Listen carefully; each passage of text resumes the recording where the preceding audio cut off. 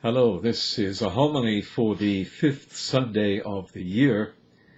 We start today with a reading from the book of Acts, and you'll notice that it sets up the theme of community, a very special kind of community, something that is not just based on us kind of getting along with each other, but much, much more.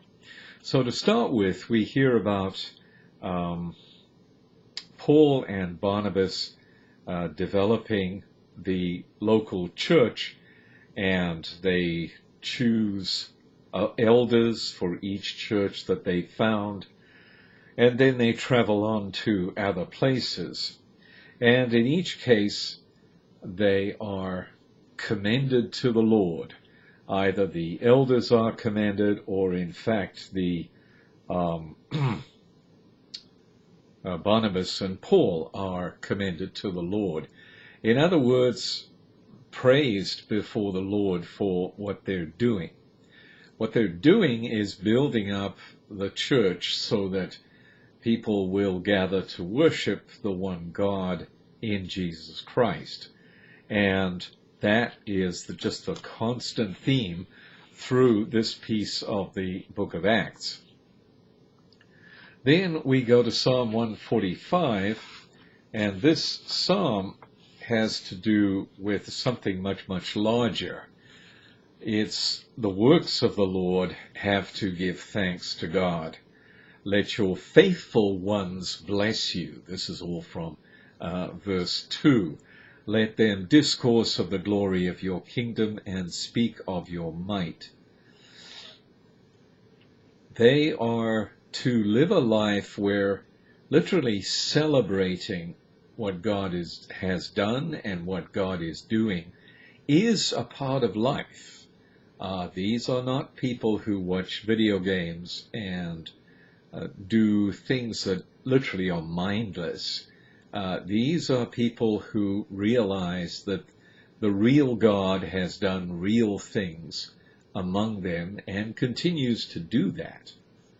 So then, let them make known your might to the children of Abraham and the glorious splendor of your kingdom. Your kingdom is a kingdom for all ages. Your dominion endures. So we're seeing that this sacramental life, this life that is full of joy and grace and truth, is something that must be shared with other people, other nations. The whole point being that eventually all the nations of the earth will be gathered together in this one worshiping community animated by the Spirit of God. In the second reading, you have another one of the visions of John, and this is at the end of time, when the new heaven and the new earth appear. I also saw, he says, a holy city, a new Jerusalem, coming down out of heaven from God. And the kicker is that this descending of this heavenly Jerusalem into the new earth, the new world, is celebrated or announced by this voice saying God's dwelling is with the human race. That is where everything that has been worked out so far by God is going. That we will enjoy the life in the holy city, the new Jerusalem.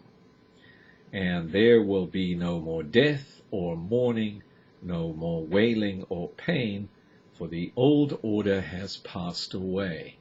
This is an extraordinary promise.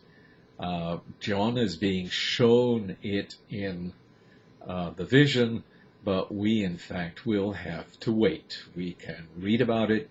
We can realize that our lives have a beautiful trajectory to them, that we live and work in a worshiping community now, but we look to the community of the New Jerusalem.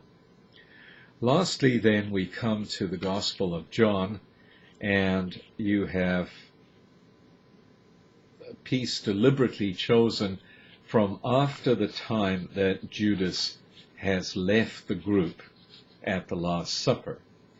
Now is the Son of Man glorified, and God is glorified in him.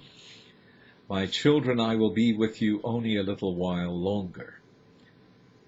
There's a very important point here and in the first reading that trying to cooperate with what God is doing necessarily is very risky.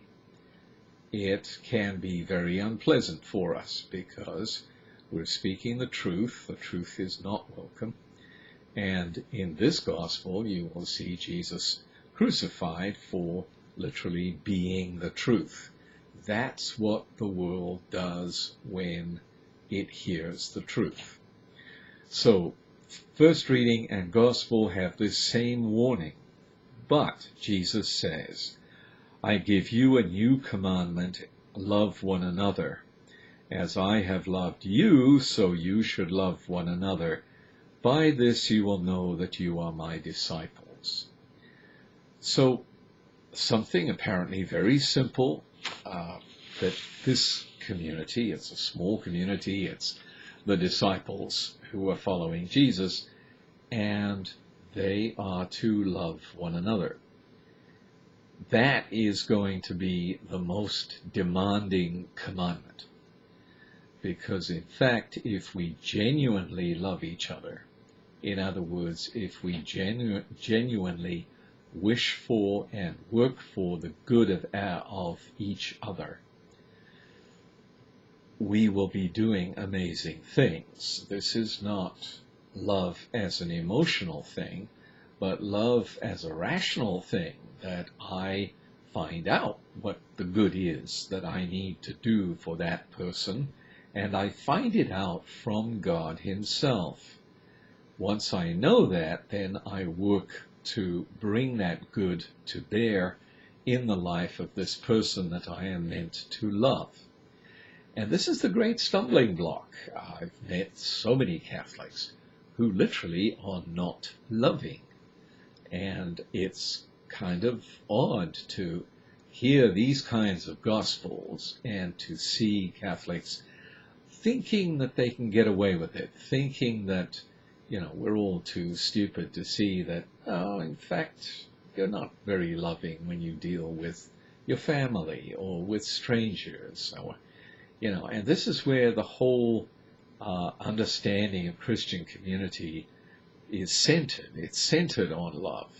And so we are being shown, if Christ does so much for us, loves us so much, that he's prepared to die for us, and does in fact die, then we ought to be able to do the same. And this is where the mean Catholics have a real problem. It's something that just smacks them in the face and says, look, what you think religion is not what religion is. It's to love one another. Thank you.